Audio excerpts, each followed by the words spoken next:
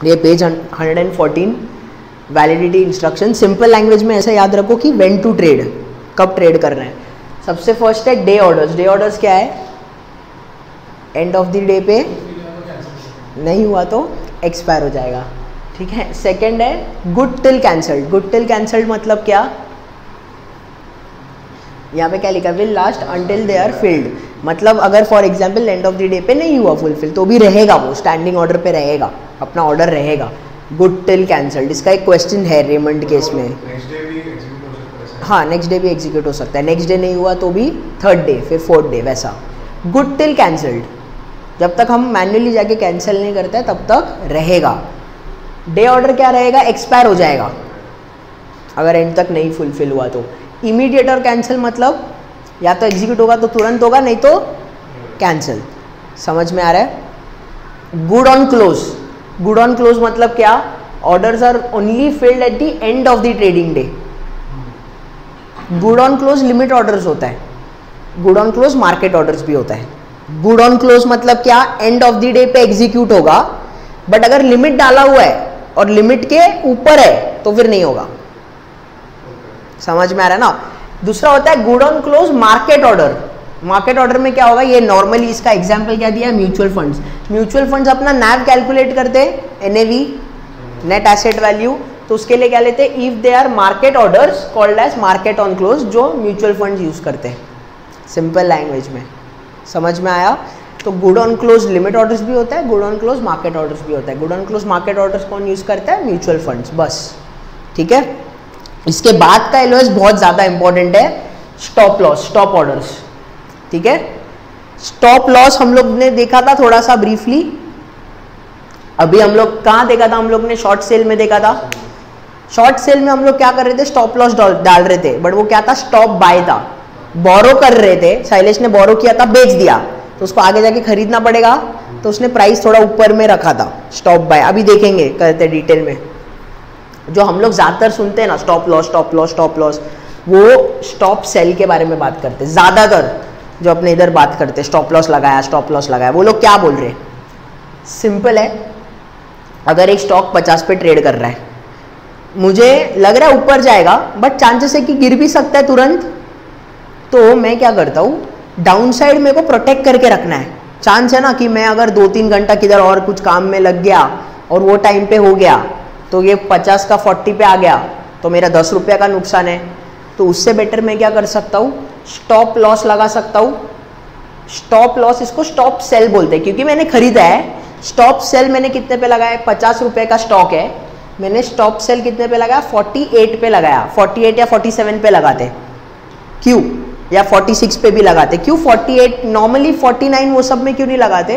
क्योंकि चांस है कि स्टॉक प्राइस थोड़ा फ्लक्चुएट होगा, फिर वापस ऊपर जा सकता है। इसके लिए नॉर्मली देखो 8%, 6%, 10% का रखते हैं गैप, और फिर स्टॉप लॉस लगाते हैं। अभी 10% के हिसाब से 45 होता है, बट अभी एग्जाम्पल के लिए समझाया मैंने, ठीक है, क्लियर है।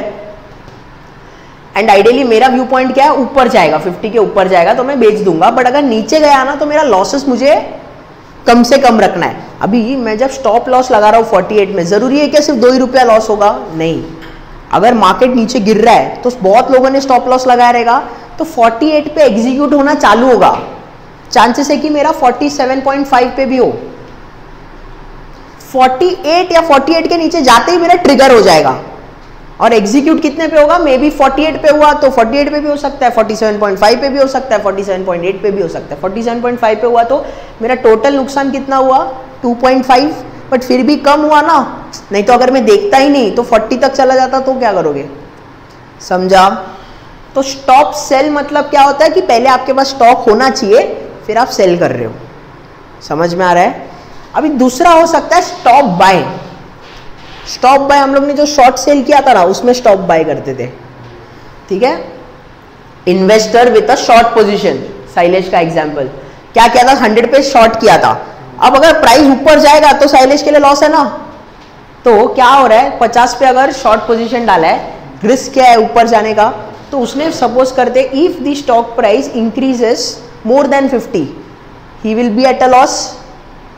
To prevent that losses he would to a stop buy at 52 या 55 जैसे भी है। तो 52 अगर प्राइसेस ऊपर गया, 52 पे ट्रिगर हो जाएगा, जरूरी नहीं है 52 पे एग्जीक्यूट होगा, 52 पे ट्रिगर होगा, मे बी 52.1, 52.2, 52.3, 4, 5 पे जाएगा और एग्जीक्यूट होगा, फिर भी मिनिमाइज कर दिया losses.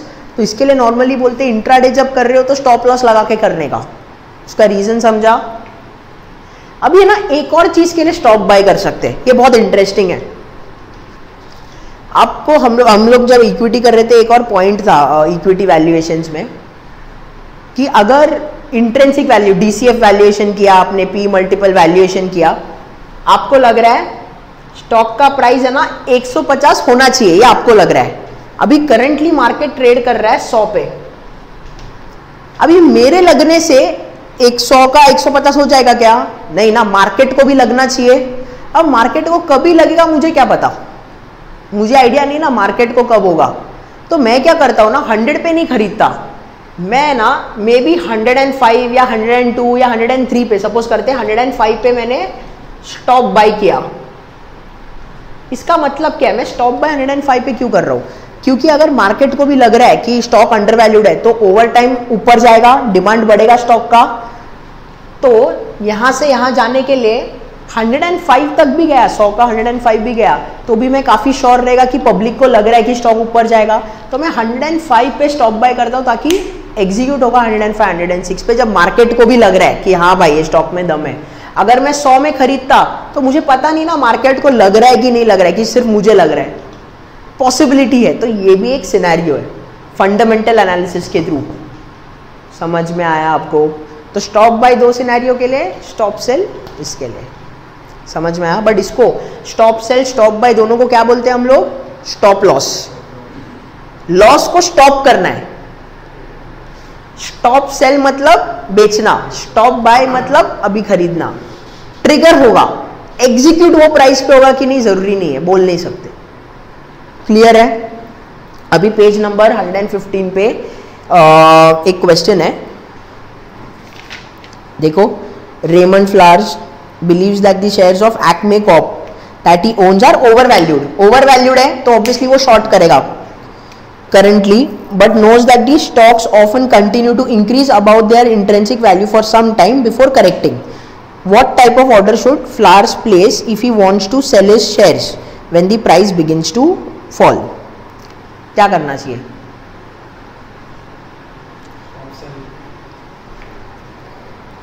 He owns an overvalued, that he owns are overvalued, मतलब ये शेयर ऑलरेडी पकड़ा हुआ है।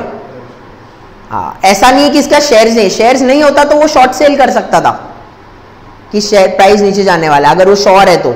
बट यहाँ पे क्या है, वो एक शेयर ऑलरेडी होल्ड कर रहा है, ऐसा लिखा हुआ है ना, ही ओन्स लिखा हुआ है, तो ऑलरेडी वो एक शेयर ओन करता है जो उसको लग रहा है ओवर वैल्यूड है, बट उसको ये भी क्या लग रहा है कि बीच बीच में ऊपर भी जाता है प्राइसेस, तो वो क्या करेगा प्रोटेक्शन के लिए, उसको लग रहा है ओवर वैल्यूड है मतलब नीचे गिरेगा तो लॉसेस होना चांसेस है, तो वो क्या लगाएगा? स्टॉप सेल लगाएगा। बराबर, वो फर्स्ट पॉइंट है। ये लोग ने क्या दिया है? Flowers should enter a good till cancelled.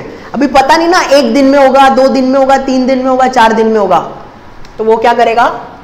Good till cancelled क्या लगाएगा? Stop sell. बराबर। अभी सपोज ये लोग ने एग्जाम्पल में क्या दिया, शेयर ट्रेड कर रहा है 40 पे, तो वो 10% पे लगाएगा, नीचे 36 पे लगाएगा। बट शेयर्स अगर बढ़ गया तो वापस वो हटा सकता है, वो गुड टिल कैंसल्ड को हटा के 40 का अगर 42 हो जाता है तो वो 36 को हटा के 37.8 पे लगा देगा, stop sell. Good till cancelled stop sell. जब 40 पे था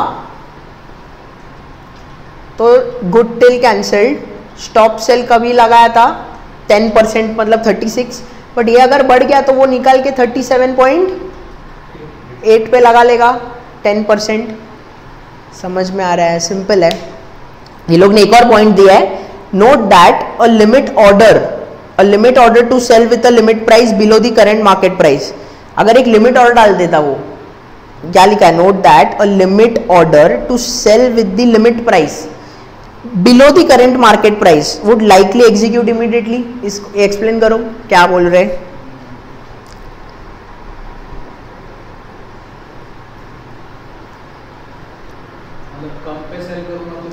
अगर good till cancel stop sell के जगह पे अभी 40 पे ट्रेड कर रहा है, मैं 36 पे लिमिट ऑर्डर डाल देता टू सेल, तो ऑब्वियसली फट करके एग्जीक्यूट हो जाएगा ना।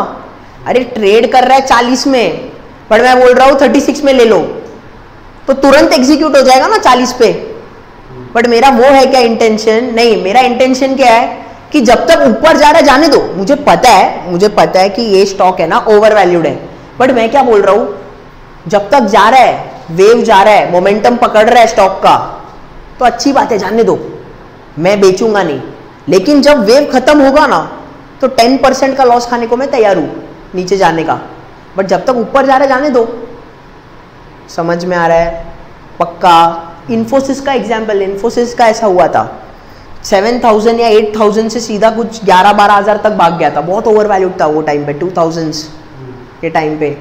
तो जिसने 8000 में लग गया रहेगा, ओवर वैल्यूड है, बेच दिया रहेगा, जब 11,000 तक भी गया था, तो 3000 का वो लॉस खा रहा है ना। इन लॉस नहीं है, बट 3000 का अपसाइड पे उसने अपना हाथ नहीं डाला। यही अगर वो ये चीज करता, good till cancel, stop loss डालता, स्टॉप सेल डाल देता, तो हो सकता है कि उसको और थोड़ा और ज्यादा प्रॉफिट्स होता। समझ में आ रहा है आइडिया? ये एक्चुअल लाइफ एग्जाम्पल है। इन्फोसिस L&T वो टाइम पे काफी था। ठीक है, समझ में आया? एंड वो भी पॉइंट का मतलब समझो, नोट कि लिमिट ऑर्डर डालता तो क्या होता, लिमिट ऑर्डर डाल देते तो तुरंत एग्जीक्यूट हो जाता। क्लियर है? करंट प्राइस ज्यादा है। समझ में आया? ठीक है, उसके बाद क्लियरिंग इंस्ट्रक्शंस पे आओ।